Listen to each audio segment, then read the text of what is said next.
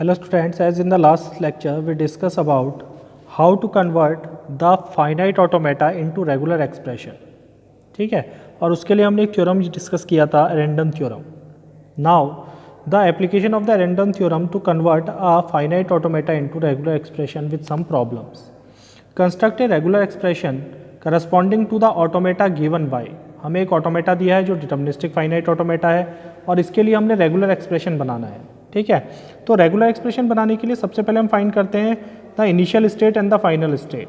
Now in this case the initial state is Q1 as well as the final state is Q1. Initial state is arrow से पता चलती है, final state होती है इसमें double circle होते हैं. तो in this problem the initial state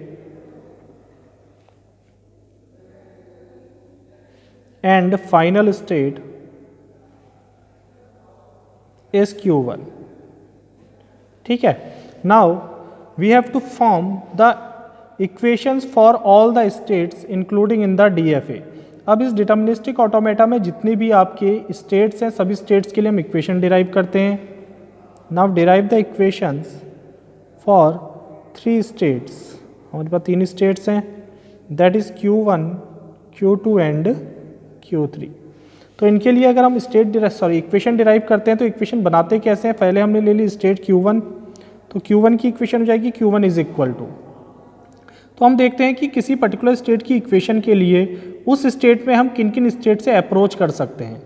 तो Q1 में अगर हम अप्रोच कर सकते हैं तो खुद Q1 से कर सकते हैं. Q1 पे A आने पर हम Q1 पे ही रह रहे हैं, then it is denoted as Q1A plus फिर Q1 पे कहाँ से अप्रोच कर सकते हैं, Q3 से अप्रोच कर सकते हैं. Q3 पे अगर A आता है तो हम Q1 पे पहुँच सकते हैं, then it is Q3A plus अगर हमारे पास कोई सिंबल नहीं है तब भी हम किस में है, इनिशियल स्टेट यानी Q1 पे है, तो इनिशियल स्टेट के लिए हम नन ट्रांजेक्शन को भी रिप्रेजेंट करेंगे. ठीक है, so this is equation 1. Now form the equation for Q2. तो Q2 के लिए अगर हम इक्वेशन बनाते हैं तो देखते हैं Q2 में कहाँ कहाँ से अप्रोच कर सकते हैं. तो Q2 में हम अप्रोच कर सकते हैं Q1 से. अगर Q1 पे B अगर होता है तो हम Q2 में पहुँच सकते हैं. तो that is the equation include Q1B plus Q2 में अगर B अकर होता है तो स्टेट Q2 में ही रहता है, तो Q2 के अप्रोच कर सकते हैं खुद Q2 से. B के अकर होने पे Q2B प्लस Q3 में अगर B अकर होता है तो तब भी हम Q2 में पहुंच सकते हैं, then Q3B. This is equation 2. Now for the equation Q3 is equal to. अब Q3 में हम कहाँ कहाँ से अप्रोच कर सकते हैं, तो Q3 में हम अप्रोच कर सकते हैं केवल Q2 से. तो Q2 पे अगर A अगर होता है तो हम क्या पहुँच जाएंगे Q3 में, तो ये हो जाएगा Q2A. This is equation 3. अब हमने इन इक्वेशन को इस तरह से सॉल्व करना है कि हमारी फाइनल स्टेट की इक्वेशन बन जाए यानी Q1 की इक्वेशन बन जाए. तो Q1 की इक्वेशन बनाने के लिए हम इस इक्वेशन में Q3 की वैल्यू सब्स्टिट्यूट करेंगे और Q3 की वैल्यू निकालने के लिए हमें क्या चाहिए, Q2 की वैल्यू चाहिए, क्योंकि Q2 में क्या इंक्लूड है, Q3 इंक्लूड है. तो so first solve the equation 2. पहले हम किसको सॉल्व कर लेते हैं, इक्वेशन 2 को, and put the value of Q3 in equation 2. तो सॉल्व इक्वेशन 2. इक्वेशन 2 को अगर सॉल्व करते हैं तो इक्वेशन 2 है Q2 is equal to Q1B plus Q2B plus Q3B. Now put Q3 is equal to Q2A from equation 3 to equation 2. ठीक है, 3 से Q3 की वैल्यू यहाँ रख देते हैं, then Q2 is equal to Q1B plus Q2B plus Q3 is Q2A. ये हमारी इक्वेशन बन जाएगी. ठीक है, इंटू Q3A इंटू B. अब इन दोनों में अगर देखें तो Q2 is common, then Q1B plus Q2 into B plus AB. Now apply the Arden's theorem. अब हम क्या अप्लाई करते हैं, एरेंडम थ्योरम अप्लाई करते हैं. ठीक है, तो एरेंडम थ्योरम में हमने पढ़ा था इफ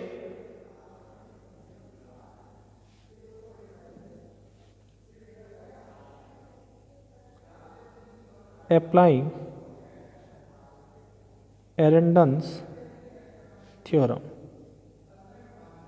तो इसमें हमने पढ़ा था if R is equal to Q plus RP, then R can be written as Q P asterisk.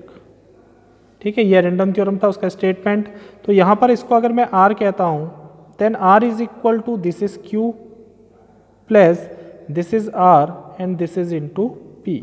तो R is equal to Q plus RP, then it becomes R is equal to, R means Q2 is equal to Q, that is Q1B into P, and P का asterisk means B plus AB का whole asterisk, and this becomes equation 4. तो यहाँ से हमें Q2 की value Q1 के form में मिल गई.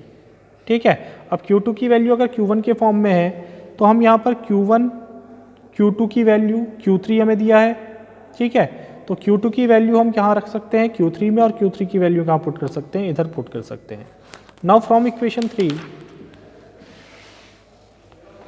Now from equation 3 we can use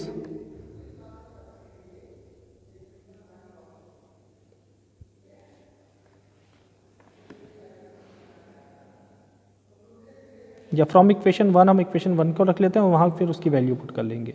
तो इक्वेशन 1 को अगर हम यूज़ करते हैं तो इक्वेशन 1 में हमें दिया Q1 is equal to Q1A plus Q3A plus null. Then it is equal to substitute Q1, substitute Q3 की वैल्यू सब्स्टिट्यूट कर लेते हैं. Then Q1 is equal to Q1A plus Q2A into A plus null. Now substitute Q2 from equation 4 जो अभी हमने निकाला था. Then Q1 is equal to Q1A plus Q2 is equal to Q1B into B plus AB का whole asterisk into A plus null. Now इन दोनों में हम कॉमन ले सकते हैं Q1 को. So it is Q1 into a plus B into B plus A B का whole asterisk a plus null, और it can be written as null plus Q1 a plus null को चाहे हम आगे इंक्लूड करें किसी भी स्ट्रीम में या पीछे इंक्लूड करें, उससे कोई फ़र्क नहीं पड़ेगा. ठीक है, तो a null plus Q1 a plus B into B plus A B का whole asterisk a. This is Q1. Now further applying random theorem.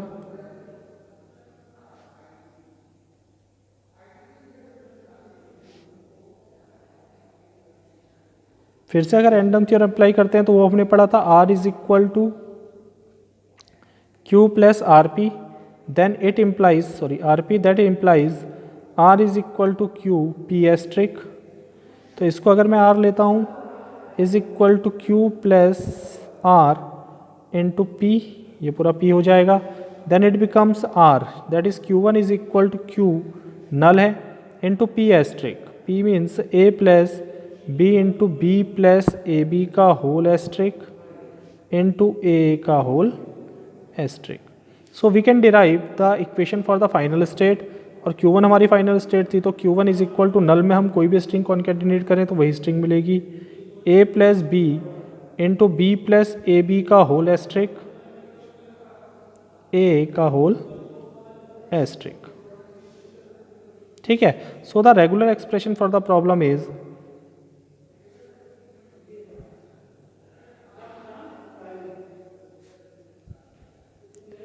A plus B plus A B का होल एस्ट्रिक ए का whole asterisk. तो this is the required expression. तो ये क्या हमारी problem के लिए रिक्वायर्ड एक्सप्रेशन है. इसी तरह से एक दूसरी प्रॉब्लम सॉल्व करते हैं.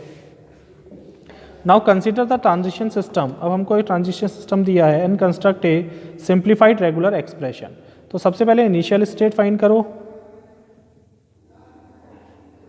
Initial state is Q1 and final state is Q3. तो हमको Q3 के लिए इक्वेशन डिराइव करनी है फाइनली। तो हम बनाते हैं equation for all the states.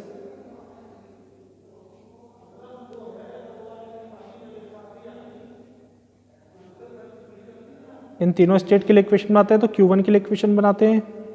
Q1 पे कहाँ से अप्रोच कर सकते हैं, तो खुद Q1 से कर सकते हैं। तो Q1A प्लस हम यहाँ पर अप्रोच कर सकते हैं Q2 से। Q2 पे B अकर हो रहा है, Q2B plus null. This is equation 1। Q2 की इक्वेशन है तो Q2 is equal to Q2 पे अप्रोच कर सकते हैं Q1 से। तो यह जाएगा Q1A प्लस Q2 पे B अकर हो रहा है, तब भी हम उस पे हैं Q2B प्लस Q3A। ठीक है, ये हो जाएगी second equation. And the third equation is Q3। Q3 पे हम अप्रोच कर सकते हैं केवल Q2 से Q2A। This is equation 3। Now solve this equation. तो substitute the value of Q3 into Q2। Substitute value of Q3 from equation 3 to equation 2. Then the second equation becomes Q2 is equal to Q1A plus Q2B plus Q3 is Q2AA. ठीक है, now it is equal to Q1A plus इन दोनों में से Q2 common ले लो, then it becomes B plus AA. This is Q2. इसको अगर मैं R consider करूँ, इसको Q कंसीडर करूँ, तो R is equal to Q plus R into P। तो apply Arden's theorem, Arden's theorem, then it implies R is equal to QP asterisk. ठीक है, so this becomes Q2 is equal to Q हो गया Q1A plus Q1A into B plus A का whole asterisk. This is equation 4। Now put the value of Q2 in equation 1। Put this value of Q2 in equation 1।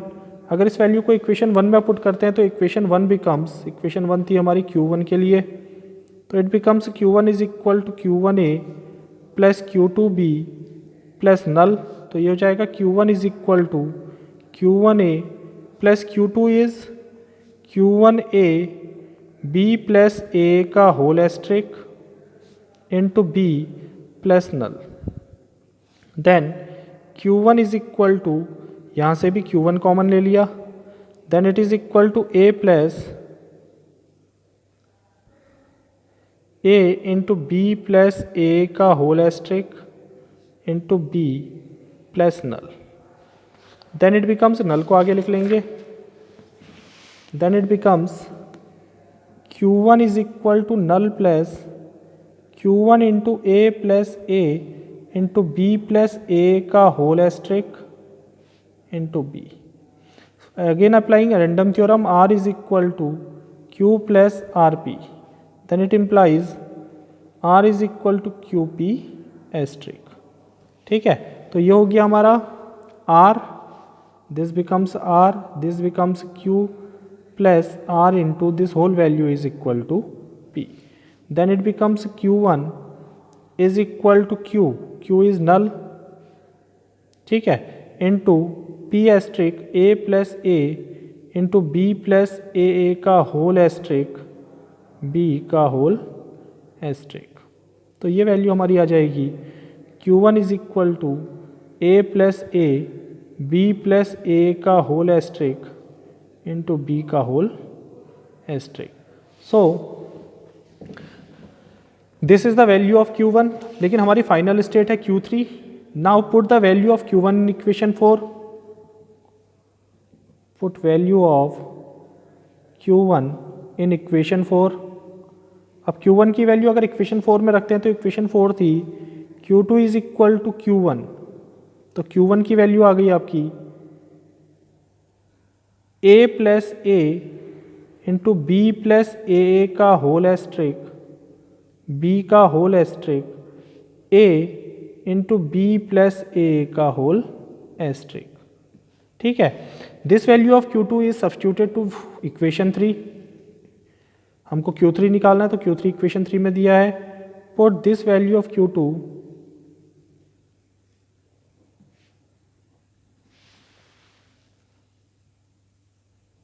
In equation 3, और equation 3 हमें दी है Q3 is equal to Q2A, then Q3 is equal to Q2 means A plus A into B plus ए का whole asterisk into b का whole asterisk into a b plus ए का whole asterisk, और last में क्या symbol बचा आपका, ये तो Q2 की वैल्यू है, लास्ट में क्या बचा A। ठीक है, so this is the expression, regular expression for the given problem. तो द जनरल एक्सप्रेशन और रेगुलर एक्सप्रेशन इज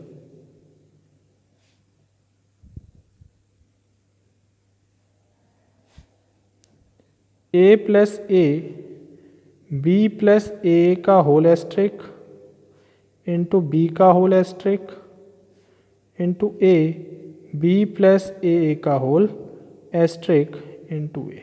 तो this is the general expression for the given problem. तो इस तरह से आर्डन थ्योरम का यूज़ करके हम क्या कर सकते हैं, किसी भी फाइनाइट ऑटोमेटा के लिए जनरल एक्सप्रेशन या रेगुलर एक्सप्रेशन डिराइव कर सकते हैं। ठीक है।